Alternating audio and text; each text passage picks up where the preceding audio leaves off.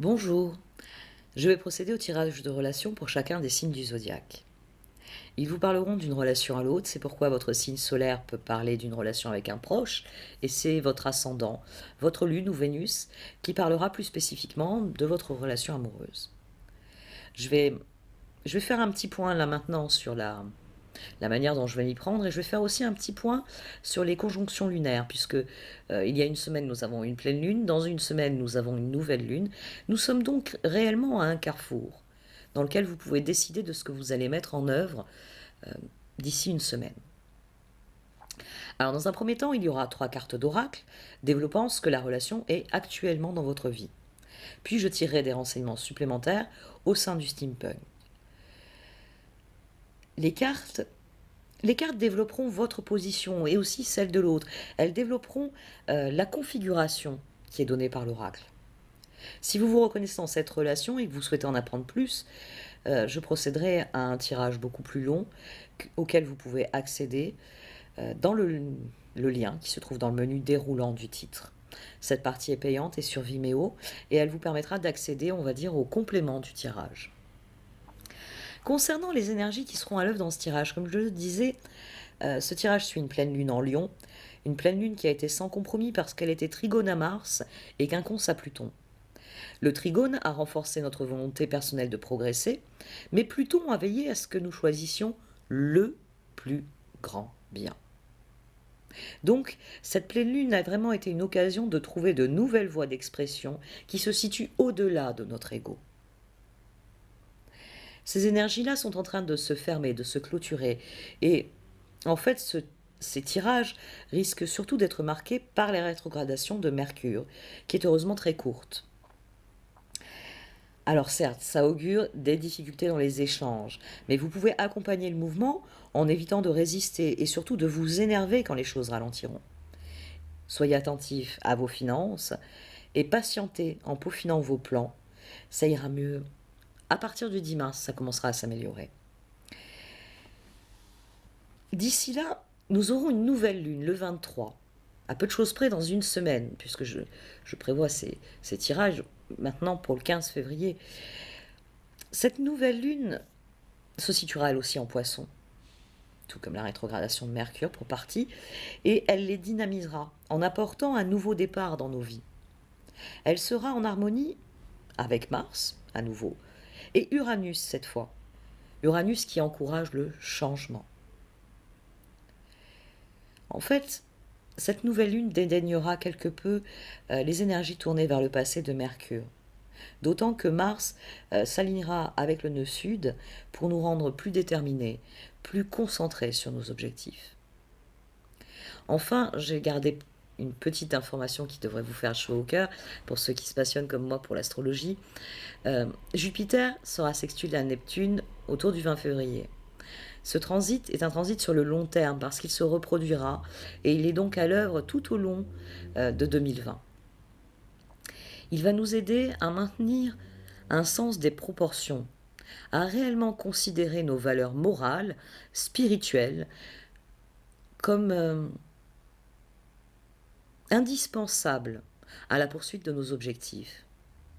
Ça va favoriser eh bien, les objectifs humanitaires. Ça va aussi favoriser l'établissement de liens avec des personnes qui ont des horizons et donc des opinions différentes.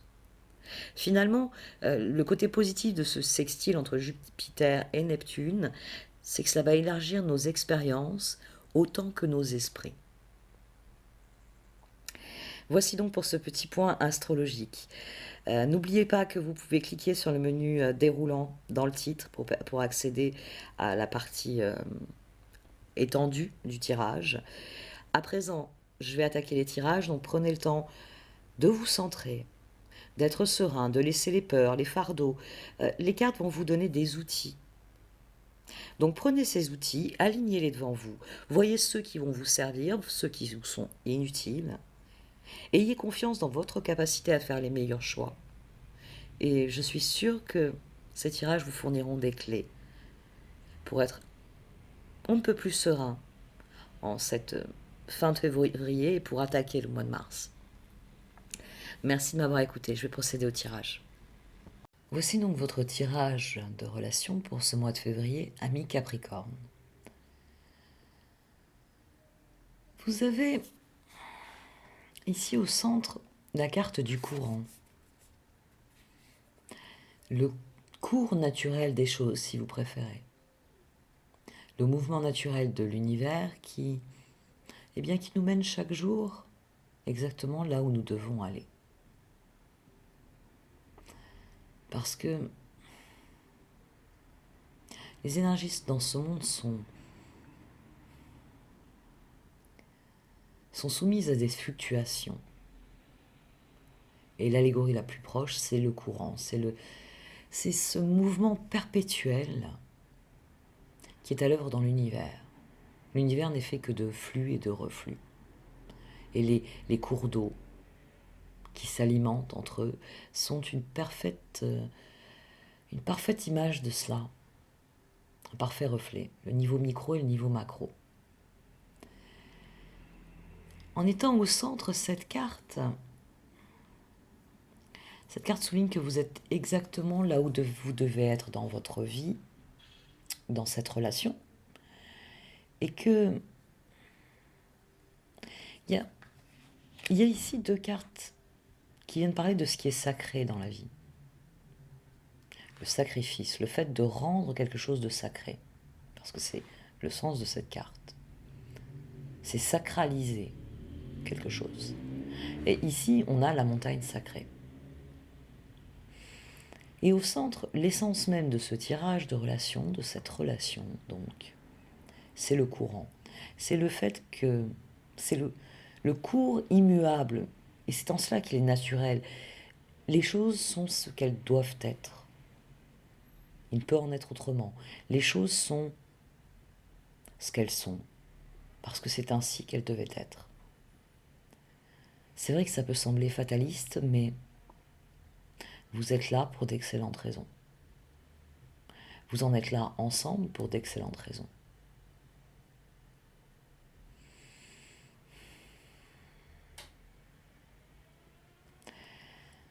La carte d'invitation ici, elle tient un peu de la mise en garde, cette carte, quand elle vient en position invitation, parce que elle vient vous demander de ne plus sacrifier vos rêves. Elle vient vous demander les raisons pour lesquelles vous sacrifiez vos rêves.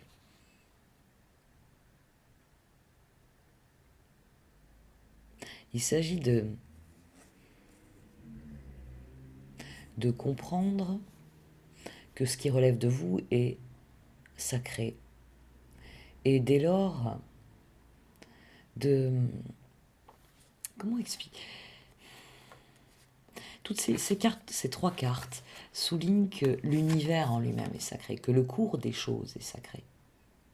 Et cette carte ici, elle vous invite à comprendre que vous êtes la chose la plus sacrée. Parce que c'est ainsi que fonctionne l'univers. Les choses sont exactement là où elles doivent être. Vous êtes là où vous devez être, dans les circonstances qui sont les vôtres.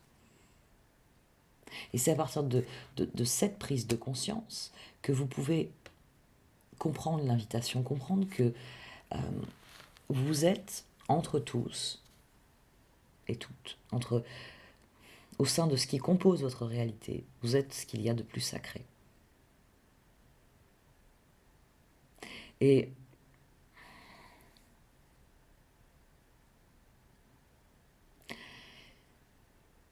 votre cœur étant ce qu'il y a de plus sacré, les cartes vous recommandent de vous lancer à l'assaut de cette montagne, d'abandonner les fardeaux, parce que on a des cartes qui sont, c'est ce qui me, c'est pas que ça me perturbe, mais presque, on a des cartes qui sont très intérieures et qui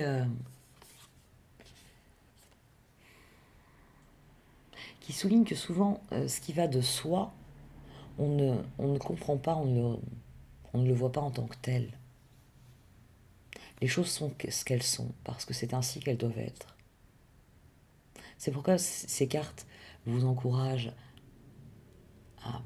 avoir votre propre destin, votre propre personne et par là même votre propre destin comme sacré. Et celle-ci vous encourage à gravir la montagne. Parce que c'est en effectuant le processus que cela sous-entend que vous pourrez réellement voir la beauté de toute chose. Parce que quand on parvient au sommet de la montagne, on a appris, on a découvert énormément de choses et la beauté, le fait d'avoir une vue dégagée en haut d'une montagne, c'est cela l'allégorie de la montagne. C'est qu'une fois en haut, vous avez une vue dégagée. Vous voyez les tenants, les aboutissants. Vous comprenez tant de choses que c'est difficile à traduire en mots. C'est une relation qui nourrit le sentiment, qui doit nourrir le sentiment d'être à votre place. Et c'est pour ça que vous êtes invité à comprendre le caractère sacré de votre propre existence. Parce que c'est en comprenant cela que la vue se dégagera. C'est un tirage qui est extrêmement intérieur parce qu'il sous-entend le besoin de surmonter les peurs et de réellement croire en ses propres rêves. Cesser de se dire qu'on n'en est plus capable. Parce que la carte du sacrifice, elle est un peu dérangeante dans ce jeu, dans le sens que c'est un terme qui est extrêmement... qui est connoté négativement dans toutes les cultures. Alors que le sens même n'a rien de négatif.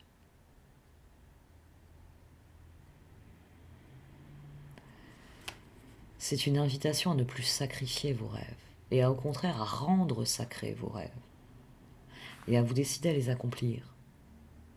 Mais pour ça, il faut que vous compreniez. Il faut que vous compreniez que vous êtes là où vous devez être, et que c'est une excellente chose pour vous.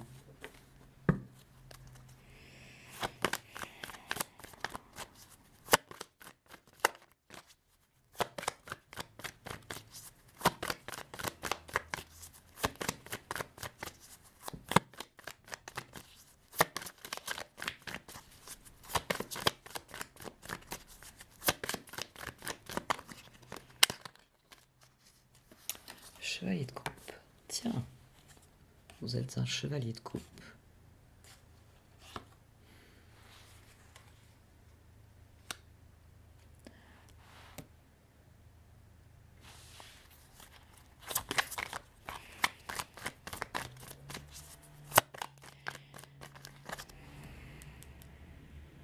Peut-être que vous sacrifiez votre propre bonheur ici. Le chevalier de coupe a tendance à offrir aux autres ce qu'il porte de plus beau en lui. Mais sans forcément, on va dire, se réserver, je ne vais pas dire la meilleure part, mais celle qui lui revient. Ça peut être quelqu'un qui fait des sacrifices. Le pendu. Chevalier de coupe, le pendu. L'essence, le courant. Vous vous interrogez sur les raisons pour lesquelles vous êtes dans cette relation. C'est pour ça que ce tirage vient d'emblée vous dire que votre trajectoire individuelle est sacrée. Et comme c'est un tirage de relation, c'est vrai que je n'ai pas développé cet aspect-là. Forcément, ce que je dis pour vous est valable pour l'autre ici. Vous êtes exactement là où vous devez être et l'autre est exactement à sa place lui-même. Et tout devez comprendre que vos bonheurs passent avant tout le reste. Parce que c'est ainsi que ça doit être. Parce que c'est ainsi que, en suivant le courant, vous verrez peu à peu l'horizon se dégager. Et donc la route acquérir son propre...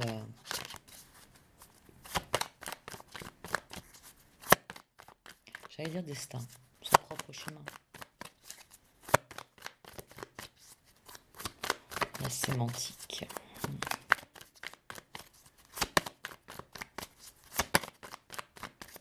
Donc vous vous interrogez sur la suite à donner à cette relation. Vous n'êtes pas sûr d'être à votre place dans cette relation. Vous n'êtes pas sûr de mériter ce bonheur. Et Ah oui, occupé à faire des... Vous avez peur d'avoir fait le mauvais choix. Pour ceux d'entre vous qui sont dans cette position-là, vous avez peur d'avoir fait le mauvais choix, vous avez peur de vous être lancé dans cette aventure, dans cette relation, dans un nouveau stade de relation, quoi que ce soit, ou d'avoir fait des projets, des propositions qui ne seraient pas alignées avec ce que vous êtes. Peut-être que vous avez du mal à croire en la pérennité de cette relation, en la possibilité de réellement réaliser votre bonheur. Ça va être un problème de foi pour vous ici. C'est pour ça que le courant, on va dire la vibration ultime de l'univers, les énergies dans ce qu'elles ont de plus pur, puisqu'elles s'expriment sous forme de courants sous-jacents dont nous n'avons pas toujours conscience, est encadrée par 2 cartes qui relèvent le caractère sacré de ce qu'il y a dans l'univers. Parce que vous avez du mal à croire en vos propres rêves. Vous avez du mal à croire en votre capacité à les offrir ou à les partager. Voyons un peu l'autre, parce que là, je remue les cartes, mais je ne leur demande rien. Je tergiverse.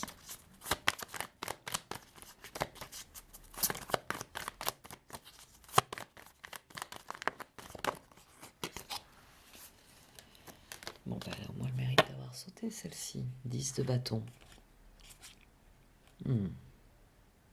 L'autre...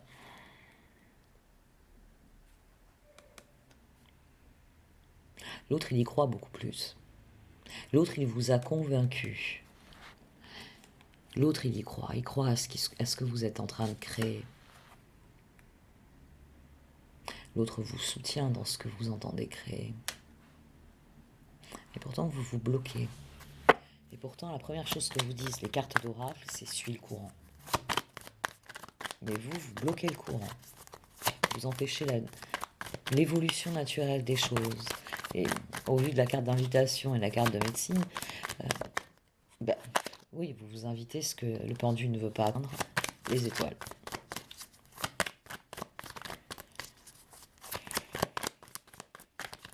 L'autre des Capricornes.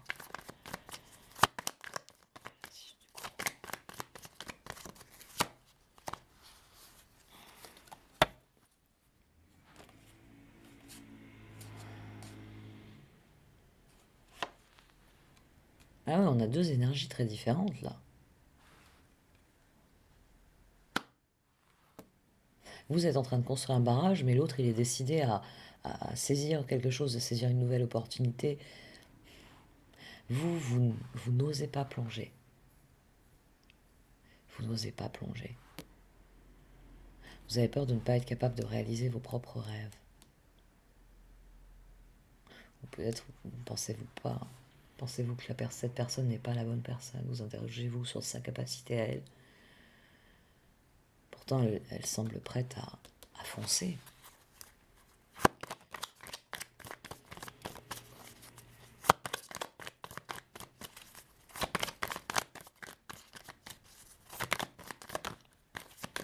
On va voir les cartes retournées.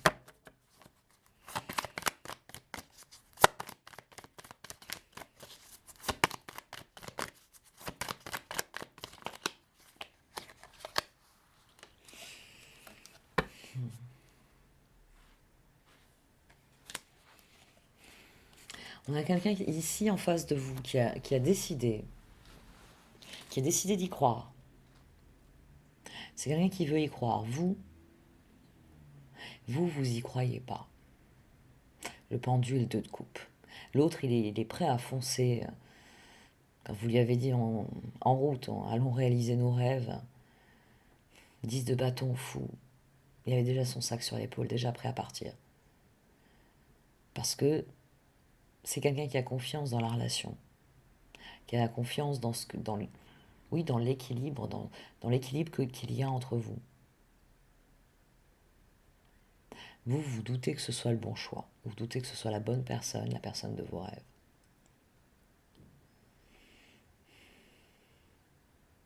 Mais dans votre cas, les cartes d'oracle ne donnent pas de solution parce que la carte d'essence vous dit que dans cette relation, vous êtes exactement là où vous devez être. Les choses sont ce qu'elles sont parce que c'est ainsi qu'elles devaient être.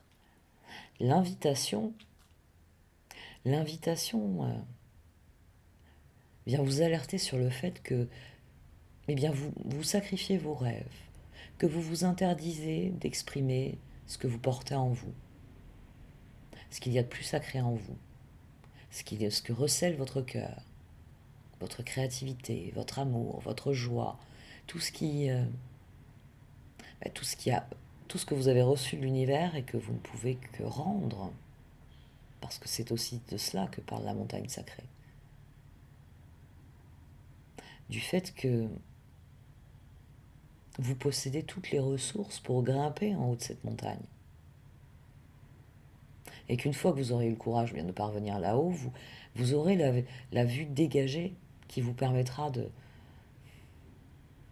d'attaquer, on va dire, la suite du chemin sereinement.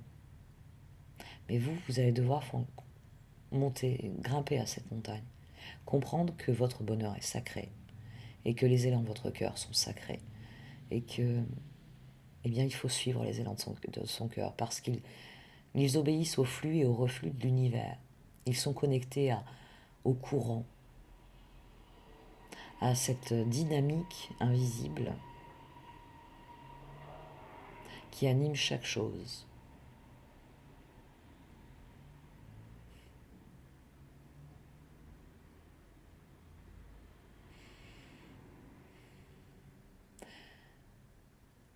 Je vais arrêter là.